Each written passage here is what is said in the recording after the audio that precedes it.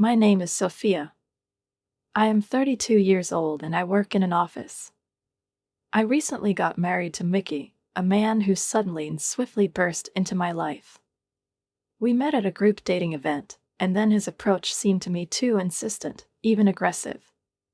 But with each subsequent meeting, I began to notice something more than superficial audacity in him. Under his rough exterior, there was care, confidence, and sincere warmth, which gradually melted my heart. Our relationship developed smoothly and without any particular storms. We were together for about 2 years, and that time flew by like an instant. I was happy, and Mickey seemed like someone to build a future with. His marriage proposal was both a surprise and the fulfillment of an old dream for me. It happened shortly after I crossed the threshold of my 30th birthday. Without hesitation, I answered yes and plunged into the maelstrom of preparing for the wedding and getting to know our families. The first steps towards uniting our families seemed exciting and full of hope to me. When I first introduced Mickey to my parents, I felt a little tense, but their reaction calmed me down. Mom and Dad, although worried, welcomed him warmly. They were glad that he was a decent, hard-working office worker, and their parting words sounded sincere. Please take care of our daughter. Mickey's confident reply that he would make me happy was for them a confirmation of his seriousness. At that moment, I felt that our future family happiness was a done deal. However, meeting his parents was the exact opposite. We arrived on a hot day, and despite the cold drinks offered and the outwardly polite reception, I felt that the atmosphere in their house was tense.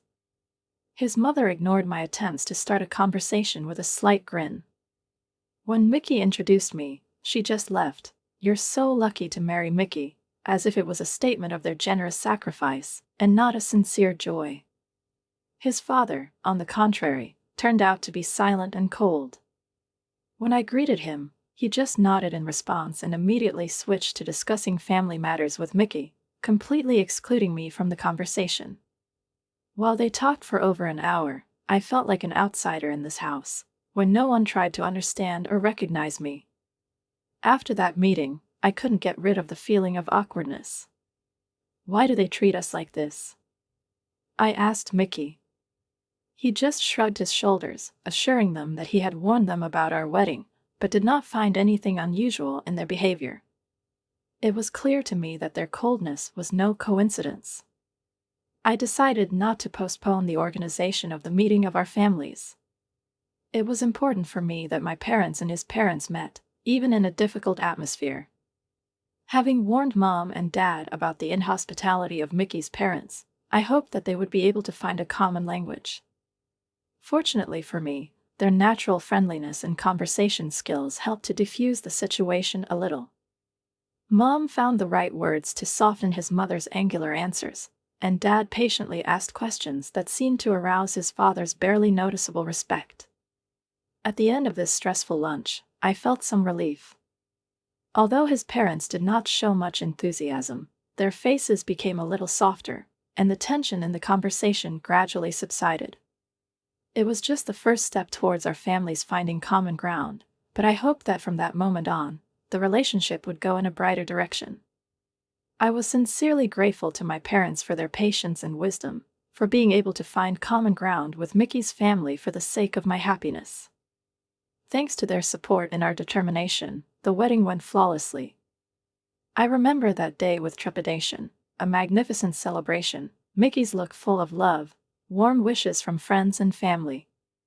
After that, our honeymoon began, the time we spent away from the hustle and bustle, enjoying each other and dreaming about the future. When we returned, we went through the formalities and applied for marriage registration. The official confirmation of our relationship made me surprisingly happy. This sense of belonging, this new chapter of life that we were writing together, filled me to the brim. The first days of family life were surprisingly bright. Despite the fact that we did not live together before the wedding, this experience turned out to be excitingly pleasant. Every little thing, from breakfast in the morning to dinner under the soft light of the lamp, brought joy. I loved meeting Mickey after work. "I'm home," he shouted from the doorway. Welcome back. Dinner is ready, I replied, smiling. We laughed, discussed the day, made plans, as if nothing could overshadow our idyll. Mickey was grateful that I tried, and he himself contributed to the comfort of home. Sometimes he cooked dinner, even simple dishes, but so sincere and warm. I appreciated every little thing, realizing that I was lucky. Care and respect made our union stronger. Work, worries, and responsibilities did not become a barrier to our happiness. But a year later, something changed. At first, it was small details that I almost didn't notice. He became a little detached. Conversations at dinner lost their former vividness. When I talked about my day, Mickey seemed inattentive, his gaze wandering somewhere in the distance. Did something happen at work? I asked, but his answers were short and evasive. Anxiety gradually gripped me. Mickey began to stay at work late into the night, sometimes returning home tired and silent, and sometimes with the smell of alcohol. His trips to the bar became a regular thing. Every time I looked at my watch, waiting for him to return, I was torn with anxiety. What did I do wrong? Why did he become so cold? These questions did not leave my head. One day, sitting in silence over an empty dinner, I seriously wondered, is our marriage doomed? But then, all of a sudden, Mickey broke the usual course of things. Hey, how about going out to eat? He asked. I was surprised. It was so unusual after his long silence. What happened? I asked cautiously. Nothing, it's just. I thought we hadn't talked properly for a long time, he replied, and I caught a note of sincere regret in his voice. This evening was a turning point. We were sitting in a cozy restaurant, ordering the dishes we loved, and talking about everything like we used to. Mickey apologized for his coldness, explaining that the work had exhausted him and he hadn't noticed how it affected us. I was sad that I behaved like that. I'm sorry, he said. I felt like a mountain had been lifted from my shoulders. His sincerity melted my anxiety. We laughed, shared memories, and it reminded me of the days when we first started dating. After that, our marriage seemed to come alive. Mickey started coming home earlier, and we spent evenings together, enjoying simple pleasures, dinners together, walks, conversations. I felt loved and needed again. In the midst of these quiet days, one evening, Mickey showed me a brochure depicting a modern apartment complex. How do you like this place? He asked, smiling. It has a beautiful interior and a convenient location. Maybe we should think about moving? There was enthusiasm in his voice, and looking at the images of bright, spacious rooms, I felt that this proposal could be the beginning of something new and wonderful for us. We moved into a new apartment a few months after the discussion. Spacious rooms with high ceilings, large windows overlooking the city, and a kitchen equipped with modern appliances became a new stage of family life for us. Everything seemed to inspire coziness and comfort. Mickey was pleased. He said that this place was perfect for us and the future family that we planned to create. I was happy too. The opportunity to cook in such a kitchen brought me joy, and every evening we spent time enjoying our new home. However, this happiness was soon overshadowed. About a month after moving in, I noticed an oddity. When it came time to pay the rent, I realized that part of Mickey had not been transferred to our shared account. I tried to remind him, hey, Mickey, you didn't transfer your share of the rent. Is everything okay? He looked confused. Oh, really? I thought I had translated it. Probably spent the money on something else. Can you cover this month? I will return everything as soon as possible. I discreetly agreed, paying the full amount from my salary, because this was the first case. But as the weeks passed one after another and the money was never returned, I began to worry. The deadline for the next rent payment was approaching, and I had to remind him again, you still haven't returned my money for last month. How are we going to pay this month? Mickey, instead of apologizing or explaining himself, just spread his hands. It's difficult, isn't it? I'm trying, but I can't right now. Anger boiled up inside me. We agreed to split the lease in half. It's a promise. Please just hold him back, I said, trying to stay calm. Mickey started to say something about his job, about how tired he was in trying, but his words sounded like excuses that hid his unwillingness to take responsibility. I soon realized that the rental problem was just the tip of the iceberg. All expenses for the house, groceries, utilities, minor repairs, fell solely on me. Even with my efforts to save money, the overall budget was bursting at the seams. The monthly expenses rose to $2,200, which was too much for my salary. And Mickey seemed in no hurry to help at all. His part of the rent, with the exception of the first month, remained unpaid. I felt my trust in him decrease day by day. But the most unforgivable thing happened on my day off. When I decided to do a general cleaning of the house, I came across something that knocked me out of my rut. In one of Mickey's rooms, I found several things that instantly caught my attention. It was luxury brand clothing, neatly folded in a corner. I had never seen him wear anything like that, and I had no idea that he bought such things. They looked new, with tags, as if they had just been bought. Anger and frustration gripped me. While I was puzzling over how to pay the rent and reduce the cost of food, Mickey was obviously spending money on expensive brands. These things symbolized his attitude towards our lives: careless, irresponsible, with complete disregard for my efforts. When he came home, I couldn't help myself. "Mickey, what are these clothes that I found?" I asked, trying not to raise my voice, although everything was boiling inside. His answer was evasive. "I bought it a long time ago, before I moved in. I just decided to treat myself a little bit." But his words did not explain the main thing. Why did he consider this acceptable, knowing that we cannot cope with basic expenses? I was silent, suppressing a storm of emotions, but inside I was already beginning to realize that something was deeply wrong in our relationship. When Mickey returned home, I was waiting for him, feeling a mixture of anger and bewilderment boiling inside me. "Hey, what is this?" I asked, holding the luxury items I found in my hands. Mickey looked surprised, but not embarrassed. "Ah, these are my clothes. What's the problem?" His indifferent tone only increased my irritation. "Why are you buying luxury brand clothes when you can't even pay your part of the rent?" I continued, unable to help myself. "Why not?" "I can buy whatever I want with my salary," he replied, as if he did not understand that this was not an excuse at all. "Yes, you can," I said, trying to stay calm. "But you promised to split the expenses in half.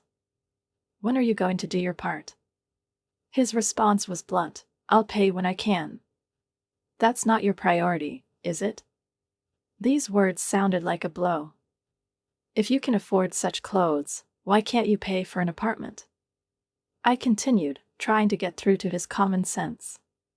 But his reaction was unexpected. "What's the difference? You pay out of your salary, it's like we pay together." I was amazed at his selfishness. "It's not the same thing, Mickey. You don't appreciate our arrangements and our house. We had such a big fight for the first time in a long time." His voice rose, and I, not wanting to hear any more excuses, fell silent. In a rage, he ran out of the house, slamming the door. When the door slammed, I was left alone, but my thoughts wouldn't leave me alone. To calm down, I continued cleaning, but something made me go back to his room again. This time I opened a drawer in his desk and found a receipt for a luxury brand women's bag. The date of purchase coincided with recent events, but I immediately realized that it could not be a gift for me. My birthday was 2 months ago, and then we just had dinner at a restaurant that I paid for myself. At that moment, a terrible guess popped into my head. Maybe Mickey was giving gifts to another woman, the one who caused him to distance himself and ignore our relationship. This explained his reluctance to contribute to family expenses and frequent excuses. I felt anger tearing at me from the inside out. To confirm or deny my suspicions, I decided to contact a detective agency. 3 days later, I hired a private investigator. Meanwhile, Mickey returned home as if nothing had happened. He was calm and even tried to speak with the same ease, but I couldn't hide my feelings. My coldness was noticeable, and when he felt it, he stopped trying to start a conversation. Thoughts of ending our marriage were already maturing in my head, but I decided to wait for the results from the detective. It took about 2 weeks, and finally I got the report. Everything I suspected turned out to be true. Mickey was having an affair. Moreover, his mistress was the woman he mentioned before the wedding, his ex-girlfriend, with whom, according to him, he had once been in a long-term relationship. It turned out that their relationship had resumed about a year ago, at the very time when Mickey began to move away from me. I couldn't contain my rage. Everything came together in a single picture: his sudden coldness, indifference to our expenses, expensive purchases. He used me, allowing me to cover all family expenses while he enjoyed a comfortable life and spent money on another woman. This betrayal was too painful to forgive. That evening, when I was already thinking about a plan to put an end to this marriage, Mickey returned home with a completely unexpected statement. He came up to me with an expression of complacency that only made me angrier. "My parents are going to live in this apartment. So you can go back to your parents," he said, as if discussing some mundane detail. What? I couldn't believe my ears. What are you talking about? After our quarrel, I went to my parents, and they said that it was better for me to break up with a woman like you, he continued, as if not noticing how each of his phrases only increases my pain. They want to move here and offer to live together, so you'll have to move out. At that moment, I realized that my rage and resentment had reached their limit. I stood on the threshold of a new life, feeling strangely relieved and empty at the same time. Mickey, laughing in my face at the mention of my departure, finally confirmed that our relationship had become a burden, not a union. I realized that it was time to leave, and I did it without delay. The next day, I started acting. The garbage recycling company evaluated and removed all the furniture and household appliances from the apartment, things that I had purchased before our life together. The amount received turned out to be a pleasant surprise, a small but significant step towards restoring financial balance. I packed my things, leaving the apartment almost empty, and returned to my parents. It was a strange moment, returning to where my path to adulthood began, but now with a completely different baggage of experience.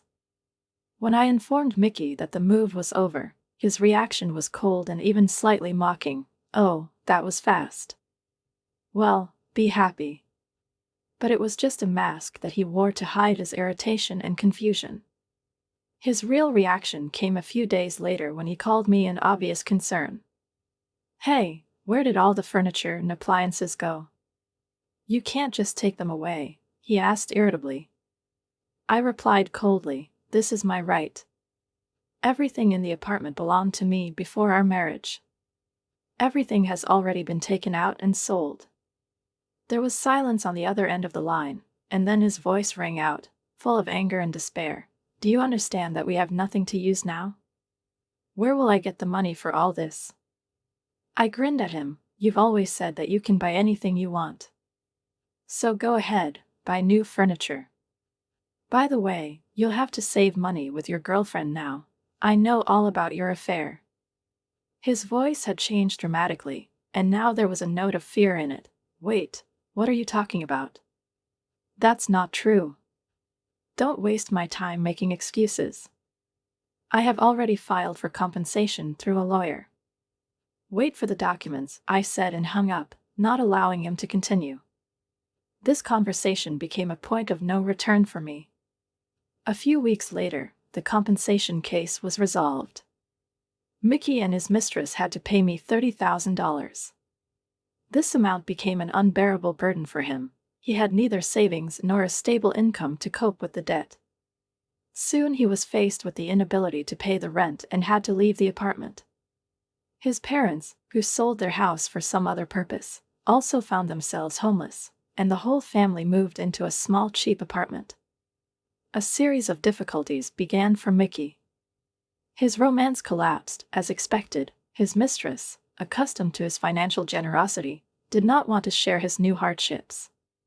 He had to pay compensation in installments, and every time he delayed payment, his salary was withheld. Debts dragged him to the bottom, and it seems that he began to realize the extent of his mistakes. In desperation, he tried to contact me, but I didn't answer his calls. When his attempts became intrusive, I blocked his number. Once he wrote to me through mutual acquaintances, begging for reconciliation, even crying in despair, but my feelings for him cooled completely. His repentance came too late. Now I could start living for myself again, leaving the past behind.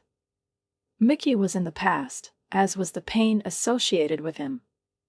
Every payment he made in compensation reminded me that even the hardest lessons can end if you find the strength to close the door and move on. Returning to my parents' house, I felt anew the sense of security that I had previously taken for granted. It was a strange combination of relief and regret, but I knew that now I needed time to think about everything and start building my life anew.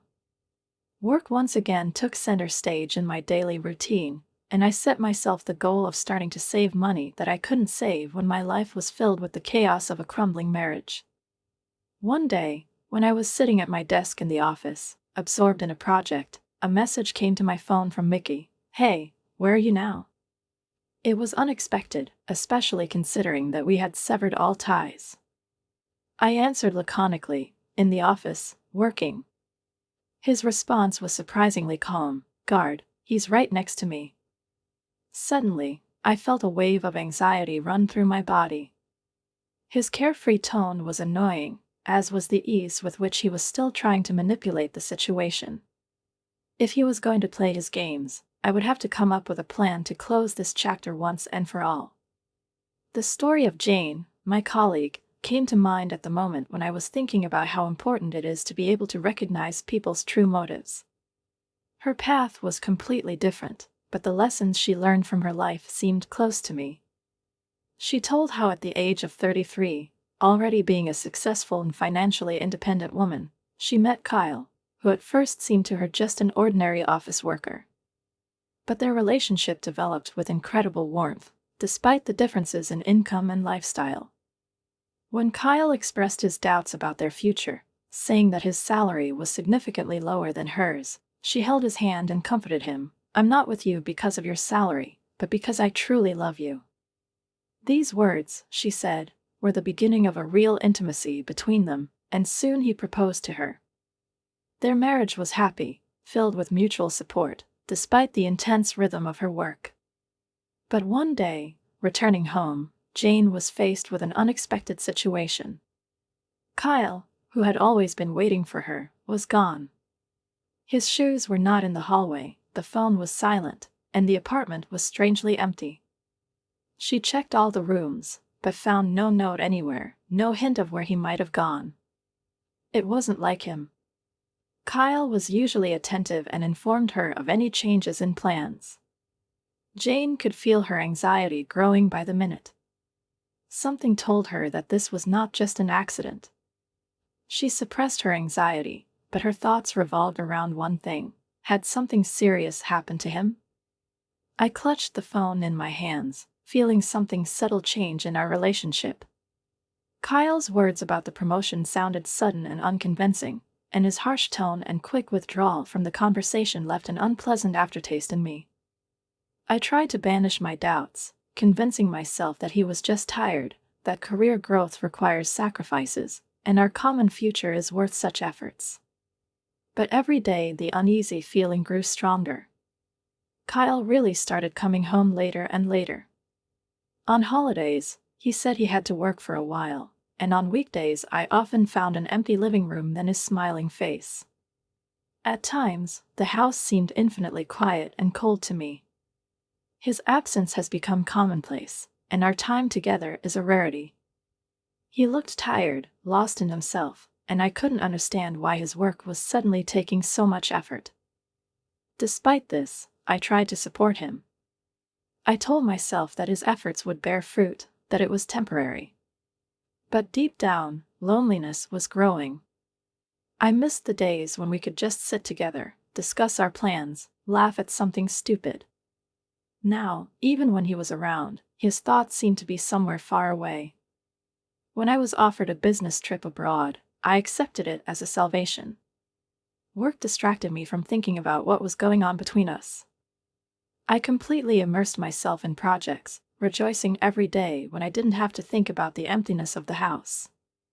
But the more I was away, the more I realized that something had gone wrong. Our lives began to diverge, like two ships drifting in opposite directions. When I got back, I decided it was time to talk. I couldn't hold back my feelings anymore. One evening, when Kyle finally turned up at home, I plucked up the courage. Walking up to him, I tried to start a conversation. "Kyle, can you listen to me for a minute?" My voice was shaking, but I tried to look calm. He raised his head, looking at me wearily. "I'm a little tired, Jane." "What is it?" His indifference cut to the heart, but I tried again.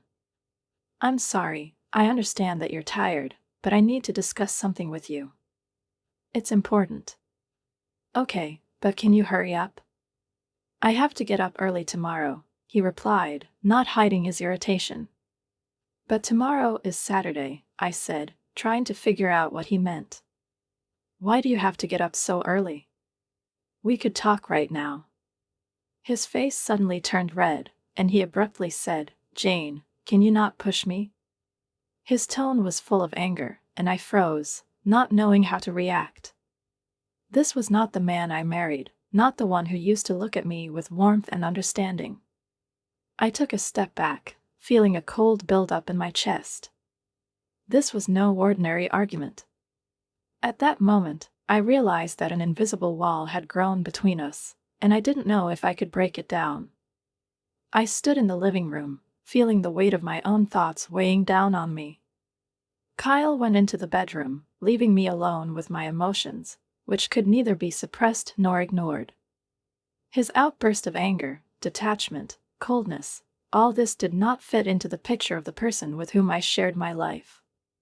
This was not the Kyle I knew and loved, and it was scary to realize that he could be so easily unrecognized. It took a few days before work distracted me from my household problems again. I was expecting a business trip abroad, and I immersed myself in preparation. However, returning home after it was a real challenge for me. My train was delayed, fatigue was rolling in waves, and I just dreamed of getting home, hoping that Kyle was already there. But deep down, I couldn't get rid of the uneasy feeling that had settled in me since the night he cut the conversation off so abruptly. Finally, I got into a taxi and, completely exhausted, looked out the window. The city was flashing before my eyes when suddenly I saw something that made me call out to the driver, "Wait, stop here." I strained my eyes to get a better look at what was going on. Kyle was standing there under the streetlight. There was a woman with him that I didn't recognize. They were laughing, their figures were relaxed, and they were clearly enjoying each other's company. I felt my heart sink into my heels. It couldn't have been anyone else. His posture, his gait, even the distinctive jacket, everything indicated that it was Kyle. I was going to convince myself that it was just a mistake, but everything changed in one moment. They suddenly kissed, as if they didn't care what anyone might see. It was like something snapped inside me. With trembling hands, I took out my phone and began recording what was happening. It was both painful and necessary. I needed proof to finally realize the truth. Their silhouettes walked away, holding hands, while I stood rooted to the spot, continuing to shoot.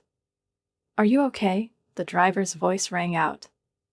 His words brought me back to reality, and I hurriedly stopped recording. When I returned home, I didn't have to look long for confirmation of my suspicions. As expected, there was no sign of Kyle at home. I was still holding the phone in my hands, watching the recorded video before I plucked up the courage to call him. After a few rings, I heard his voice. "What is it? Why are you calling so much?" "What is it?" he asked irritably.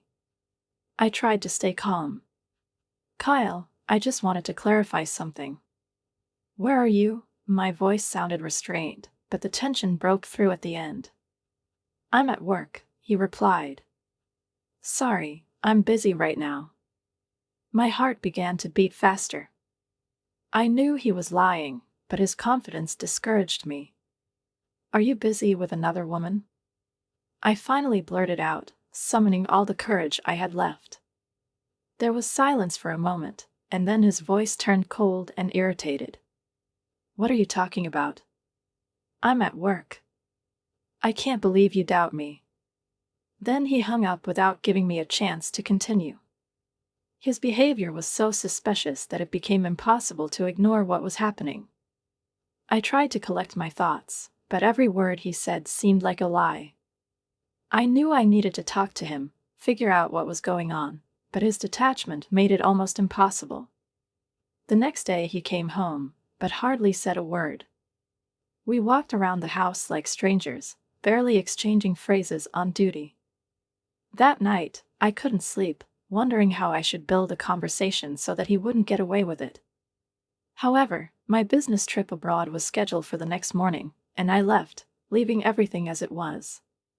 When the plane took off, I felt my anxiety stay with me like a shadow. I was wondering what to say to Kyle when I got back, but every word seemed insufficient to break through the wall that had grown between us. I froze, standing in the elevator, as if I was stuck between two worlds. One is the memories of Kyle and me, a warm smile, quiet evenings, our dreams of the future. The other is the reality where he was sitting in the living room with another woman, laughing, drinking wine and giving gifts.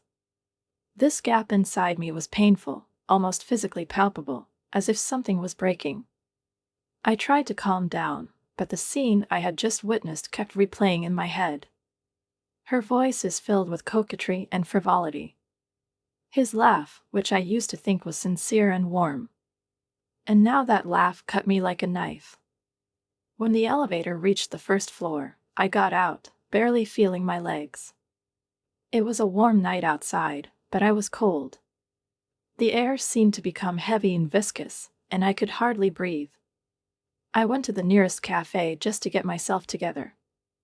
I sat down at a corner table, ordered a glass of water and opened the photos on my phone. The picture showed a scene from my own house, which now seemed alien. Lisa, so relaxed, like this is her home.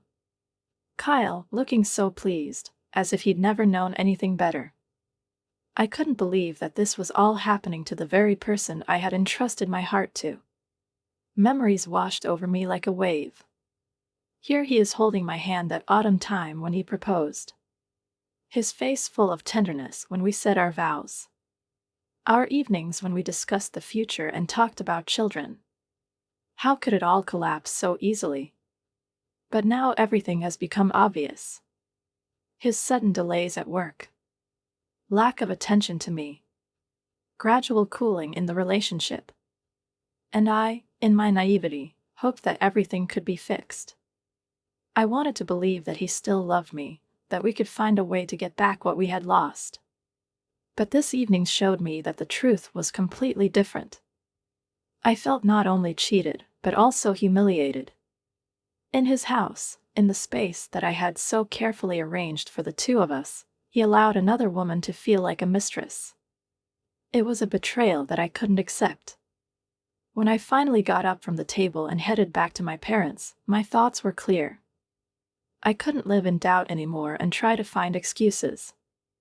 There was an undeniable reality in front of me, which I photographed with my own hands. Now it remained to decide how to move on. I didn't sleep last night. Sitting in the room where I spent my childhood, I tried to make a plan. Should I talk to Kyle? Give him a chance to explain himself?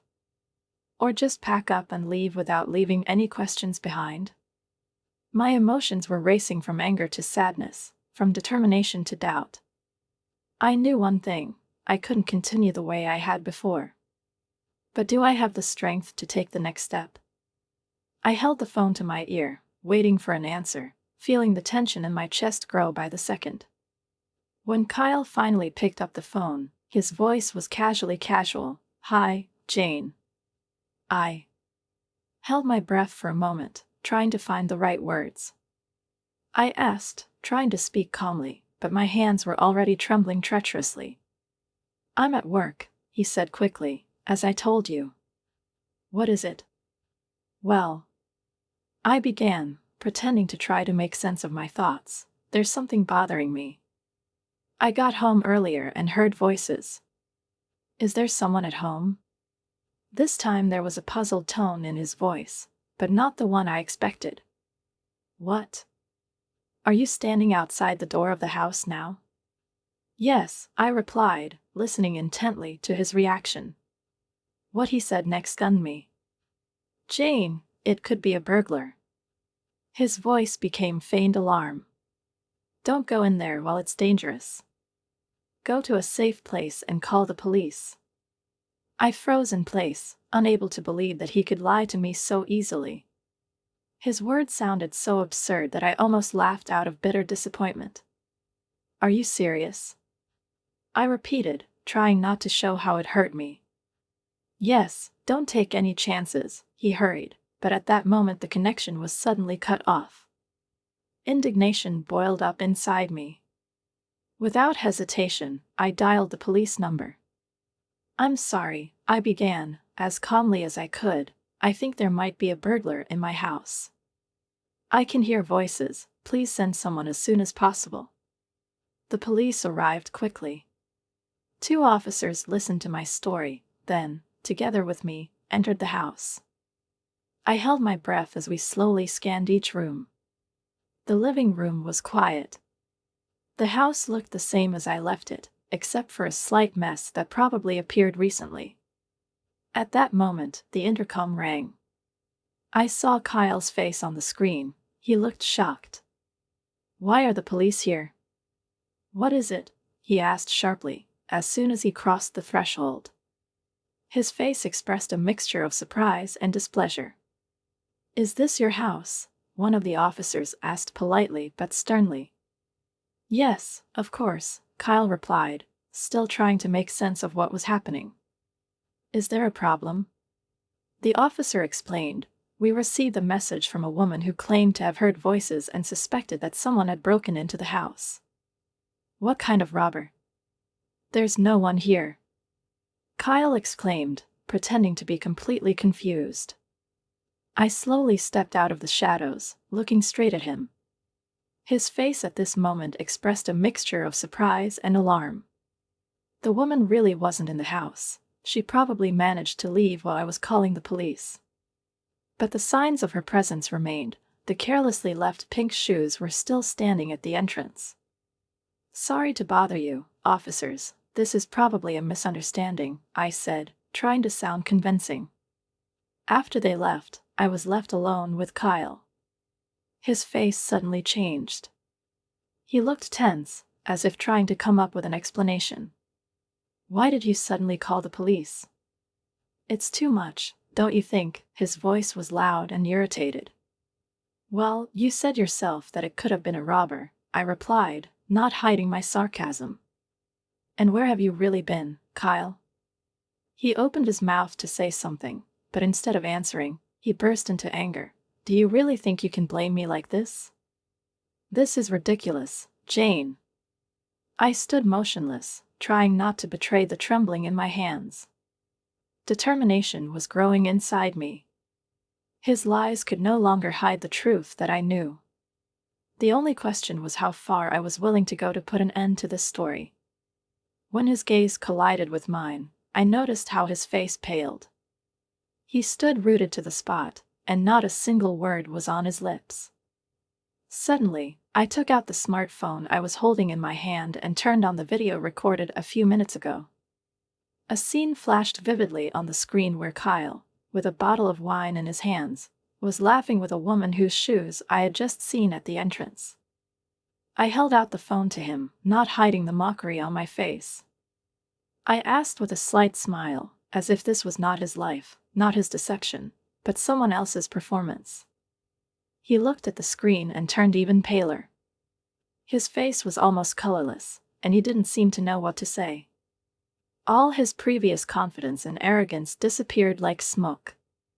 "What is it?" he whispered, looking from the phone to me, trying to find at least some excuses, at least one plausible version that could save him. But there was no excuse. I kept looking at him, smiling all the time. I asked, and there was no anger or resentment in my voice, just emptiness. I was ready to hear any excuse, but deep down I already knew that not a single word could restore the lost trust. He couldn't find an answer. His eyes looked at me full of remorse, but he still couldn't apologize. He didn't know how to pronounce those words correctly. "Can't you even apologize properly?" I asked, almost in a whisper, feeling his weakness, his confusion, further inflame my inner anger. He tried to say something, but there was no confidence in his voice, only pity. "I'm so sorry, Jane," he finally said, and I felt his words echo in my chest. But I no longer believed in these simple apologies. Everything he said sounded empty. "What's the point of apologizing?" he continued, strangled. "You know that a simple apology won't fix all this." I hardly listened to him. I realized a long time ago that his words are just a mask that he puts on to hide his guilt. "A simple apology will not heal this pain," I said, coldly, with dignity, although everything was bubbling inside me, anger, pain, disappointment. But I wasn't going to show it. I was holding back so as not to cry, so as not to become vulnerable in this moment. "Don't worry, Kyle," I continued, not even paying attention to his attempts to justify himself. "I'll get compensation from you. Both you and this woman. You will have to take responsibility for your words and actions." Anger, like a burning river, had already broken through me, and I couldn't stop it. I kicked him out of the house, feeling the tension in the air become almost palpable. When the door closed and I was finally in silence, I locked it with all the locks. The house became empty and quiet. I could hear his voice and footsteps outside, but they gradually subsided, and I realized that maybe it wasn't over for him yet. But for me it was the end. He left, and I stayed in my own world, where there was no place for deception anymore. Later, when I was sitting alone, thinking about what had happened, his parents called me. Their voice was worried, and I could hear a note of confusion in it. "Our son came home very upset, Jane. What happened?" they asked. I calmly told them everything, without emotion, as if this was not my world, but someone else's. I didn't let any anger or pity get into my voice. My parents were shocked and promised to help me with everything, including compensation and divorce issues. They even prepared the documents. Everything went amazingly smoothly, and I realized that this story, this marriage, no longer mattered to me. I was ready to move on. When I informed my family about the divorce, they, to my surprise, decided to disown their son. It was important for me to realize that I was not alone in this story. I demanded damages from Kyle and his mistress, and soon found out that she worked at the front desk at his company. But the rumors quickly spread around the office. Unable to withstand the pressure, she quit. As for Kyle, I found out that he continued to work there. He walked up the cold stairs, and, apparently, every day he tried to find an excuse for his actions. But here's what surprised me the most: his promotion, which he talked about so much, turned out to be a lie. The moment I found out about it, it seemed to me that the whole world had collapsed, but now I no longer felt pain. I was ready to leave everything behind. Maybe I was too distracted then, not noticing the details, I thought, but now I realized that all these years had not been in vain. I was ready to focus on my job, on my future. Marriage was an important part of my life, but not the only one. I could expect new days, new discoveries, and, above all, a new self.